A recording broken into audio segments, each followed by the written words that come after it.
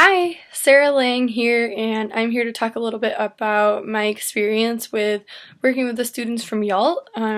This is a part of my psychosocial class, Psychosocial Aspects of Health and Disability, and I'm in my 5th year in the PT program at Daemen College.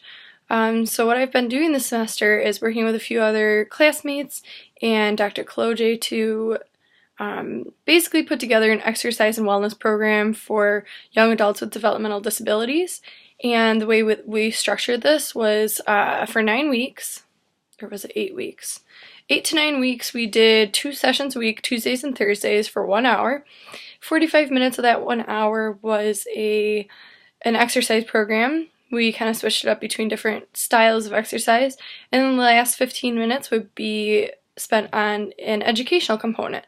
So we would talk about nutrition, hydration, the importance of sleep, stress management, and other things to help them carry on these healthy behaviors after the program is over.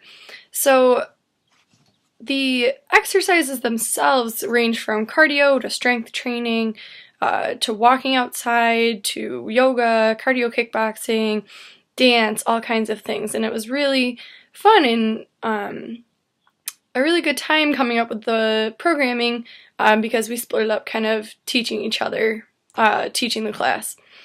So honestly, this experience was really awesome for me because growing up, I never really had very much experience with people with developmental disabilities, and even up into college, I really haven't either. In my high school, I had one friend whose brother had Down syndrome, and that was pretty much the only person I knew with a developmental disability, and until I was in PT school and we got into our neuromuscular rehab year, I hadn't really interacted with anyone. It's just so interesting to see the range and amounts of, how much the intellectual or cognition has been impacted versus the physical. Is it a combination of both, or has one been completely unaffected? Maybe they have a physical disability, but their cognition is completely intact. So it's just been really interesting to see. And all the young adults in the YALT program were very high functioning. We didn't really know what to expect coming into the program, but, what I discovered mostly was just that they're people first, and not that that's anything I ever doubted, but it just kind of reinforced that to me. And I know that's going to help me when I'm a PT someday, because I will have a better gauge as to how to interact with people with developmental disabilities or intellectual disabilities, that you just need some extra patience, and you might need to repeat things, you may need to, stray from your plan, you might need to be creative and flexible.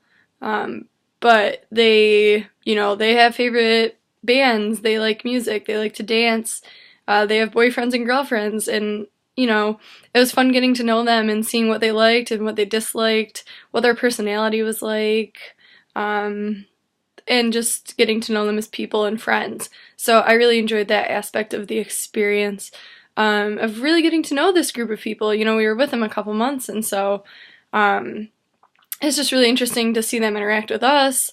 They kind of warmed up to us, and in the last few weeks they would come up and hug us and greet us when they came in, and their interactions with each other and with their friends was really, just interesting to see.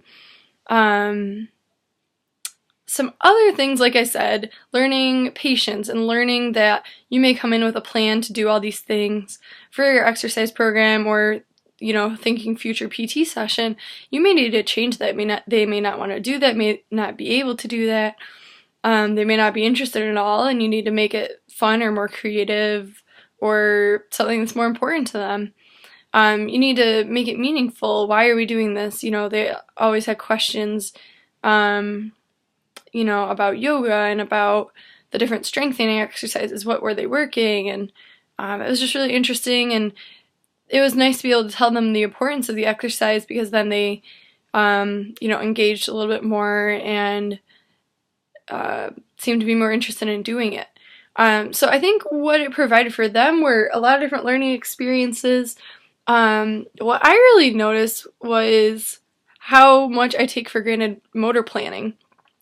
Asking some of the different young adults to skip or hop across the room, and seeing how difficult that really is, or like do a karaoke or a grapevine, that really does take a lot of coordination, and it's some of those higher functional level activities that I didn't even think about them being difficult. But it really put in perspective when you ask someone to do it and it takes them a lot longer to do it, or they just don't have the motor plan to complete that activity. Also, following directions, I think that was a good learning experience for them.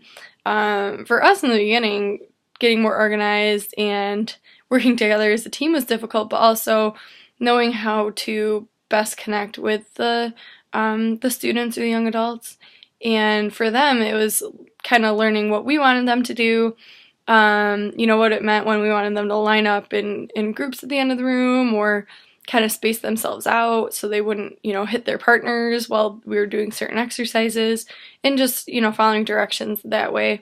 And I think they learned a lot about group and teamwork as well, because a lot of times we did put them in groups, or we would all be together in one big circle, or we would do relays in lines of teams. And so I think that was a lot of fun, because they were able to interact with their peers, and, they weren't doing their own thing. Everyone was in it together. And, a lot of times we made it into kind of a game, so that made it a lot more fun. And I know Dr. Kloji wanted us to talk a little bit about how we think the developmental disabilities impact someone's quality of life, and I think it depends on a lot of aspects. It probably depends on what type of developmental disability the person has, or intellectual disability. But I think it also depends a lot on that person's perspective, on how accepting they are of their developmental disability or intellectual disability, maybe even how aware they are of it, and kind of their support system, who's in their life, do they have a supportive family, are they in their own apartment, are they in a group home and don't see their family much. So I think it depends a lot on that. They're all in a great program, y'all, at Daemen, the young adult life transitions program. Sorry, it's a tongue twister. And so I think that is a really beneficial program. They have a great social community there with each other. We participate a lot with them, through the SPTA.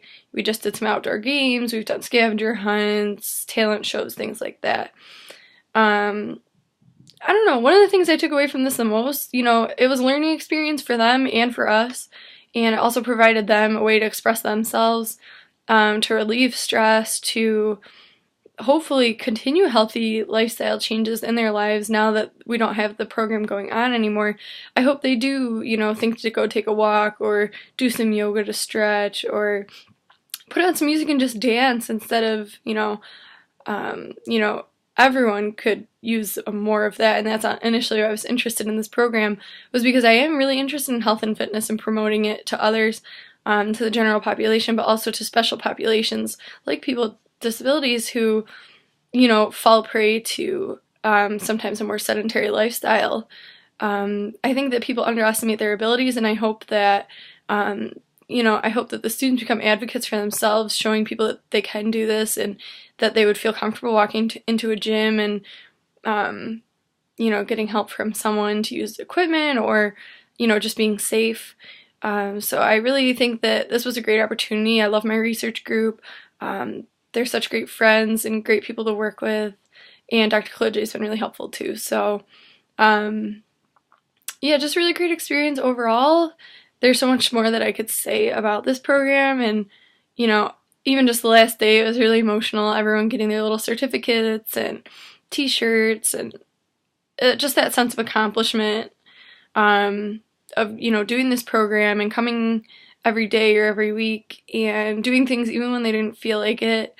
Everyone was able to be encouraged in different ways, and I just I can't be grateful enough for this opportunity to work with these students, and look forward to seeing at least some of them on campus in the fall. So thanks again, and thanks for listening.